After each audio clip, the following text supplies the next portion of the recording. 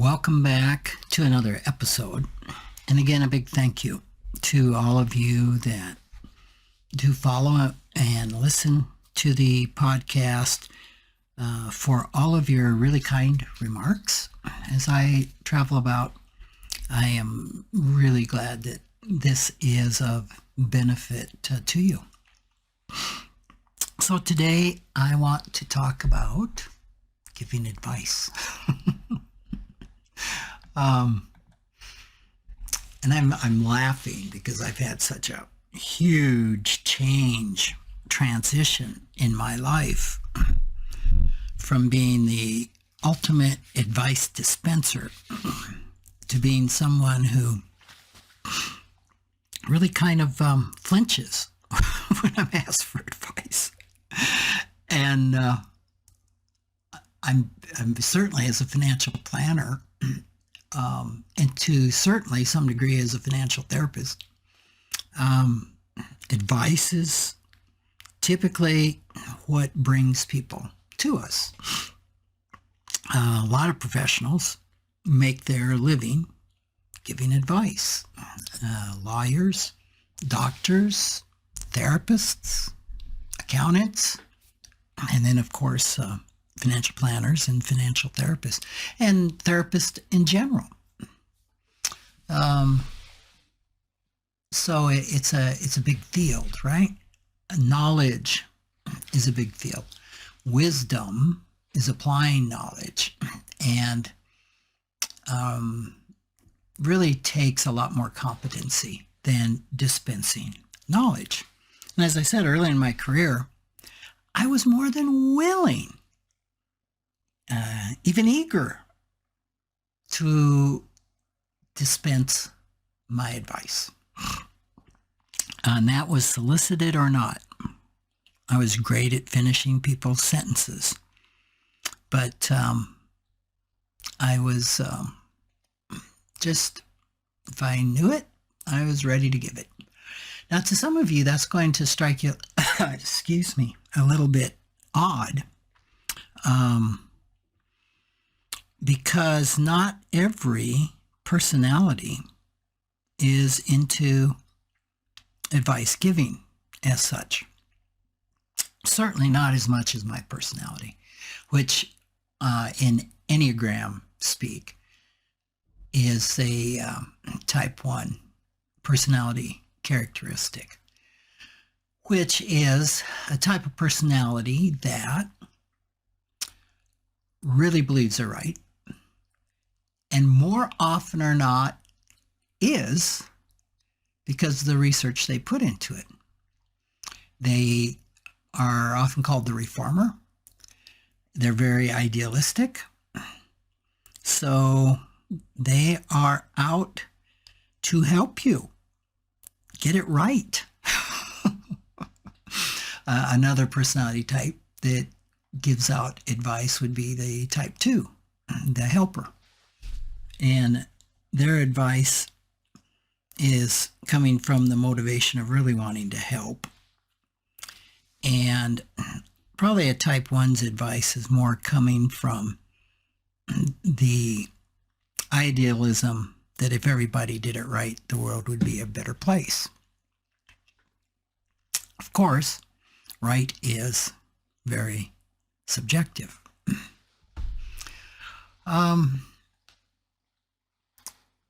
So I think someone who searches for advice, who's looking for advice, is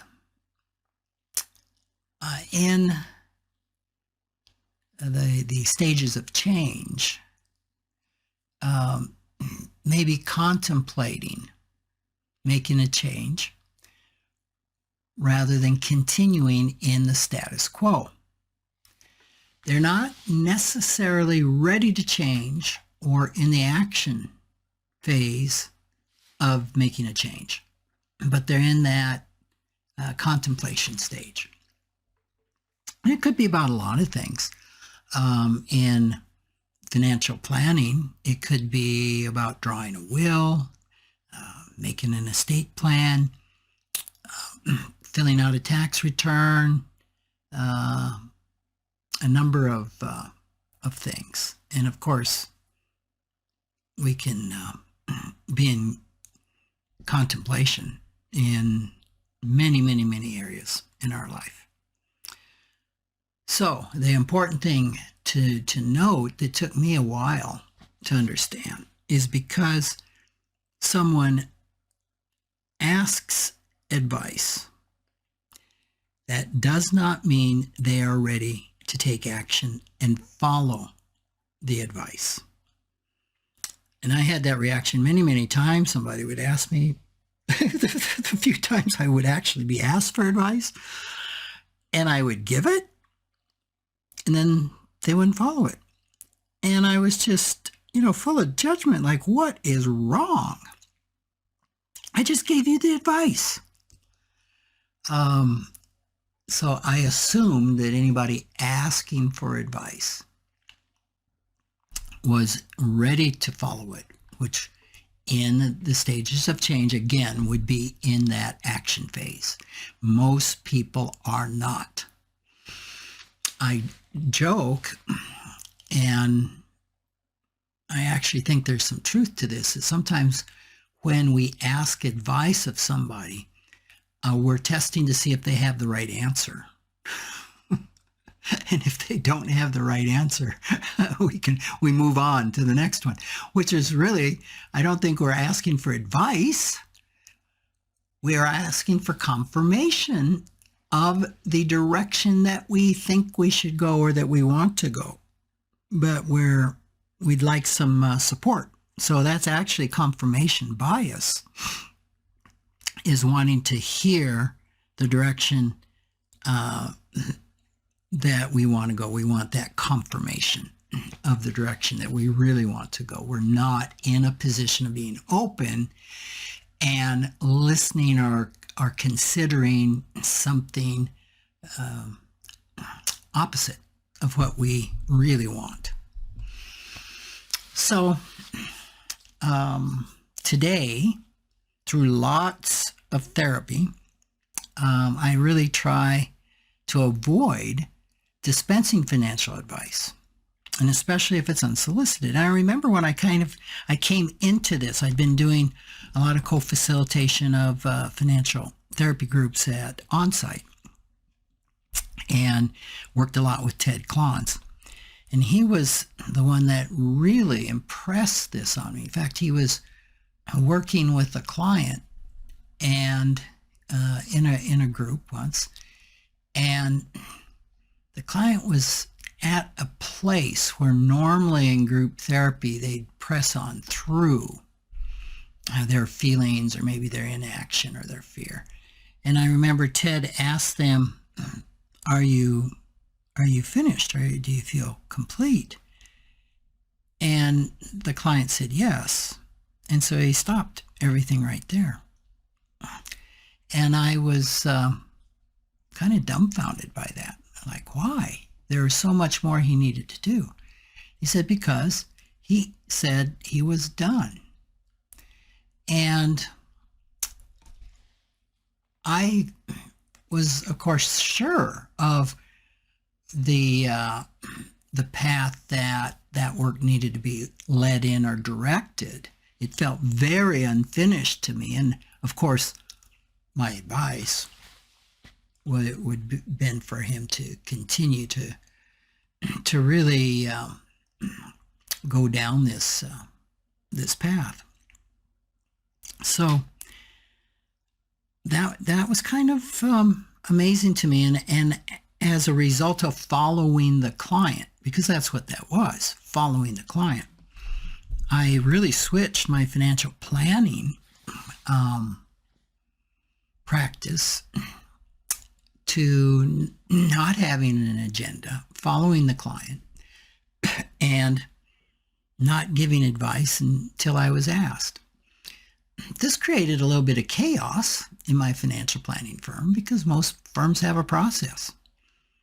And I kind of swung too far the other way, right? From being very rigid in my process, chop, chop, chop, to just being, well, where's your energy today?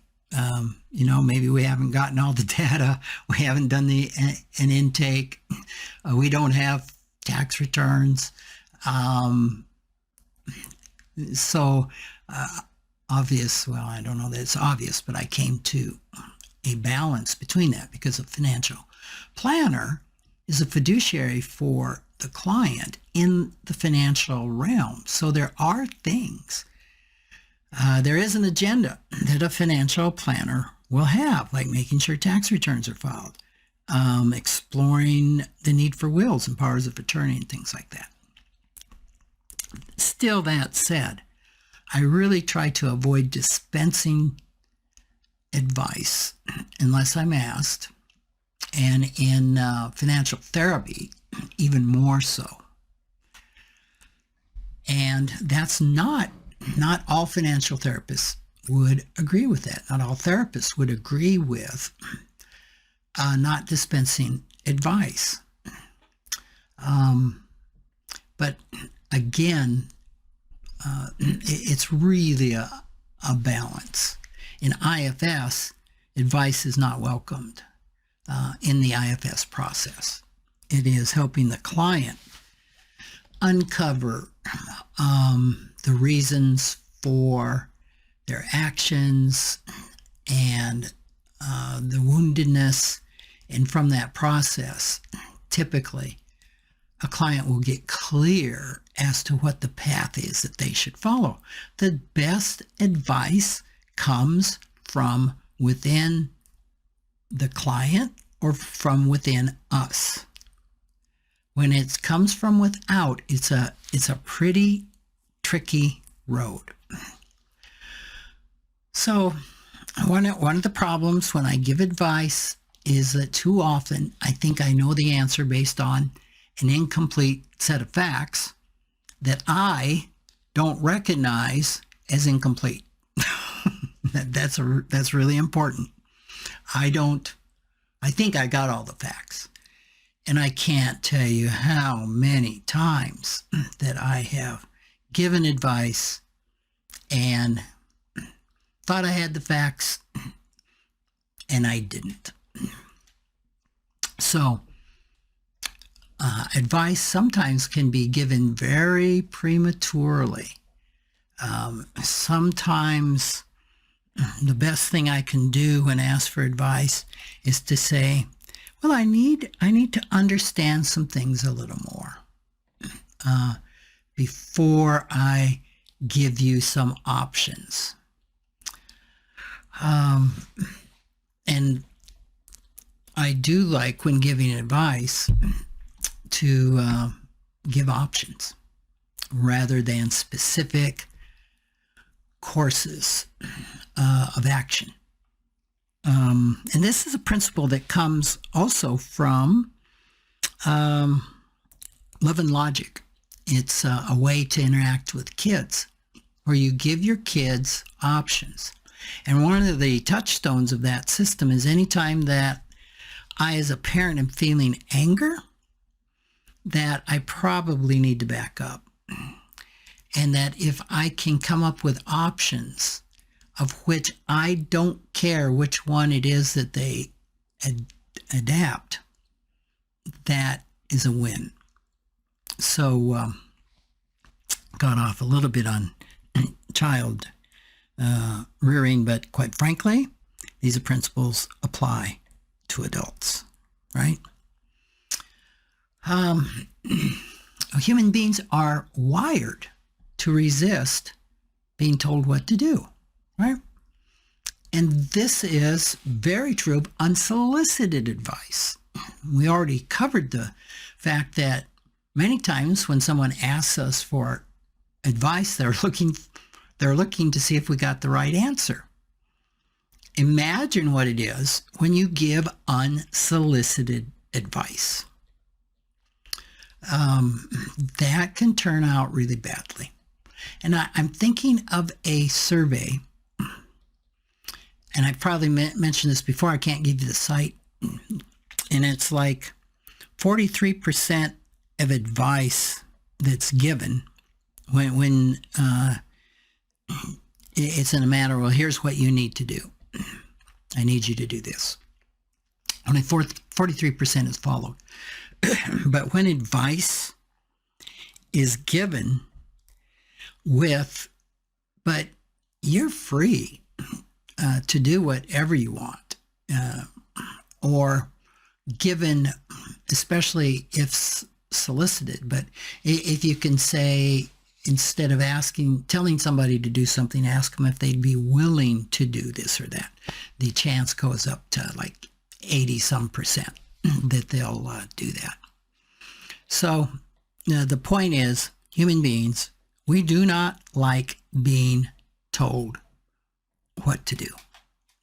And so it's pretty important that we clothe advice into options, not in a manipulative manner, but in an honest manner that, well, here's something I've done. Here's something others have done in this situation. Here are some options. They'll be received much better. I've also concluded that when I know all the facts, my advice has a 50% chance of being wrong for that person. Now, sometimes, if somebody's saying, I'd like your advice as to which debt I should pay down first. The small debt with the lower interest rate, or the big debt with the higher interest rate. Well, dollars and cents, financially speaking, a person is always financially ahead, paying down the debt with the highest interest rate, regardless of its size. The brain, left to its own volition, is going to pay down the smallest debt first. And in fact, there's some financial advisors that recommend you pay down the smallest debt first so you can get momentum, so that you can get a feeling of accomplishment by paying down that small debt first. Maybe that's true. I don't know. Like I said, that's what the brain does in the limbic system. But even when I know that the money should be applied to that highest debt, it may not be the right answer for that person. And you could get off into a number of very technical things. Sometimes the best thing is not to pay down any of the debt, make the minimum payments, and put that money into a retirement account, especially if the interest rates, the highest interest rate on the debt, say, is 3% or 4%. I know interest rates are higher than that today, but like an old student loan. So again, just to recap all of that, I think that the best financial advice is guiding someone to find their own answers based on accurate information. The best financial advice is guiding someone to find their own answers based on accurate information. We talked about motivational interviewing in the podcast before this, and this comes in a big way. So something I can do is to give a person information, especially from my profession or my knowledge in finance, or how the brain works, or to some degree maybe therapeutically, or just based on my experience. So giving information is different from giving advice. And oftentimes in doing IFS informed financial therapy, I will ask, if we're dealing with a part of a person, I'll ask if I could have, if that part of you would like some information. And oftentimes the part does, and oftentimes when that part of us gets some new information, it can really shift things. And again, it is not advice. It's not, information is not advice clothed as information. It is information that perhaps a person is following that isn't accurate. Now that's, of course, possible. Just think about the tax code, or think about estate planning, or filling out taxes, or all sorts of stories that we make up about the stock markets, that if I invest in stocks, it could go to zero. Well, some information would be if you invest in the whole market. I don't know. There's probably some country where the value of companies have all fallen collectively to nothing. But I can't think of one, and the chances of that happening are incredibly small. So to give information that a company, if you own one stock of a company, yes, it could go to zero. It could go bankrupt. But if you own 12,000 companies, it is almost impossible for all of them to go to nothing. So that's the type of advice, at least when it comes to financial, and that's not advice, sorry. That's the type of information that we can give. So to reiterate what I said before, the most permanent change comes when a person follows advice that comes from within. And this is going back to the motivational interviewing that we talked about. That if when we hit resistance, we are moving too fast. And we've got to slow up and, quote, hang out with a person and learn to be with them. Learn to be curious about what they're saying and to do reflective listening. Because as a person has a chance to talk without interruptions, now it is okay when somebody, especially when somebody's going on and you're trying to keep yourself in the conversation. You know how you can zone out when someone is venting and just going on, and that is a disservice to both you and them. So sometimes we need to interrupt only to say, just pause a minute, hold your thought. I just want to make sure that I've heard you correctly. What I'm hearing is this, and that. Is that right? And the person can say, yeah, you got it. Or no, that's not what I meant. And then you can clarify that, and you can do it again. Because it's so important that a person is heard. And I don't know. I've been very curious about listening to people vent.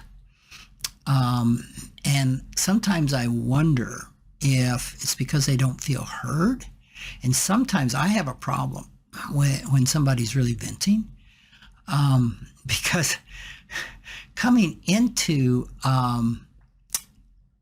self-development through the recovery channels, through like the adult children of alcoholics and AA and Al-Anon, I came from finishing people's sentences to letting them talk without interruption. And sometimes I just have this inner block of interrupting someone because it was so much part of my past. But I don't know with venting that it's helpful. And maybe some of you know a lot more about that than I do. But I think what can be helpful is just to try and interrupt, get in and just say, let me make sure I understand what you're saying. This, and this. And I think that's a point where interrupting is good. But the whole point is, if a person talks and they're talking about something that they'd like to change, then it's appropriate for you as the listener to become a facilitator of that change, not a director of the change, and to help facilitate, to help guide that person into discovering their answers. And I think I said this in the last session, that so many times I would help somebody do this, and they would just be amazed or see me later, amazed at the great advice I gave them, and I didn't give them any advice whatsoever. So so in saying all this, it doesn't mean that a person won't change courses if they're given advice. But the probability is any change that comes from a directive, any change that comes from giving advice, telling somebody this is what they knew, has a high probability of being resulting in a temporary behavioral change rather than a permanent behavioral change. It could be a behavioral change to please you. It could be a behavioral change that, well, you're the expert, so I should try and do this. But it is not a deep, heartfelt reason to change that is coming from within. It's coming from without. So that's pretty much what I wanted to share with you this time. I wanted to get into the 12 roadblocks